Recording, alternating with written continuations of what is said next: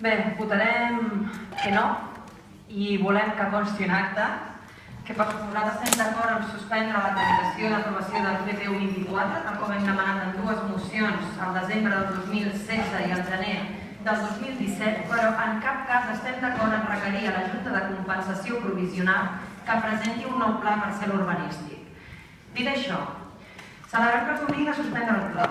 Diuen que la tercera va a la vençuda i en aquest cas serà així. Doncs després de debatre en dues ocasions anteriors la necessitat d'aturar aquest pla, al final resulta que es podrà suspendre l'aprovació d'aquest planejament gràcies a que la Comissió de Territori Urbanístic ha recollit en un informe tot allò que moltes han denunciat. I és que aquest pla parcial està totalment al marge del que és la lògica de desenvolupament urbanístic sostenible.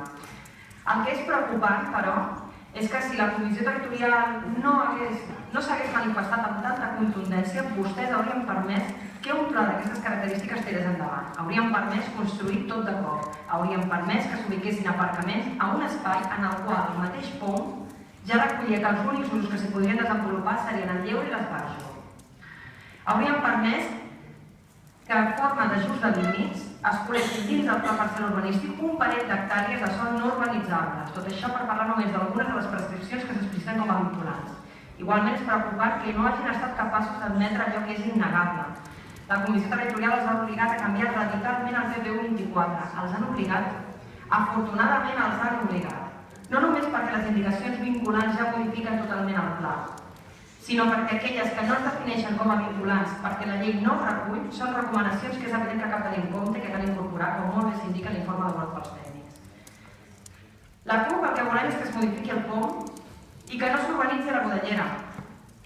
Celebrem que se suspengui l'aprovació d'aquest pla parcial, però rebutgem que haguem de requerir un nou pla d'ajuda de compensació, com hem dit anteriorment.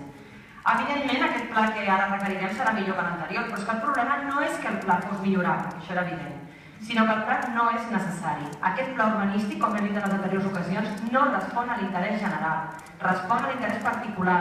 Està clar que els principals amos dels terrenys d'aquest pla, i potser algun dia sabrem l'interès particular per algú altre. Els habitatges no s'han de construir perquè algú guanyi diners venent-los, tampoc no s'han de construir perquè així recaptarem més IBI. Els habitatges s'han de construir per garantir el dret a l'habitatge i quan aquest és el veritable objectiu, llavors la construcció s'ha de dur a terme tenint en compte el que ens diuen els plans d'habitatges. Tarragona té un pla d'habitatge, malgrat vostès el tinguin guardat en un calaix i ignorin les seves indicacions per complet. Perquè hi ha 15.000 pisos buits a la ciutat segons aquest pla d'habitatge, perquè hi ha promocions urbanístiques que han quedat a mig fer.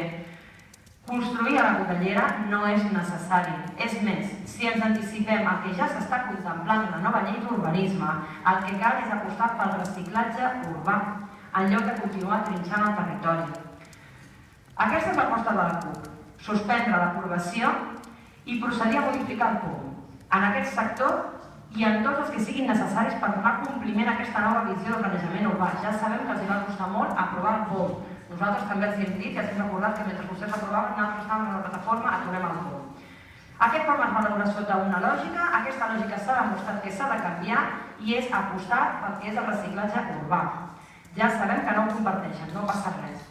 El que sí que passa que tenen el deure de fer és complir el seu compromís d'escoltar i dialogar amb tots els agents, ja sigui amb una mesa de diàleg, com van dir vostès, com va dir vostè, alcalde, concretament, o ja sigui via consells assessors urbanístics, tal com vam suggerir en la moció del gener i tal com també s'ha dit en reunions que hem celebrat.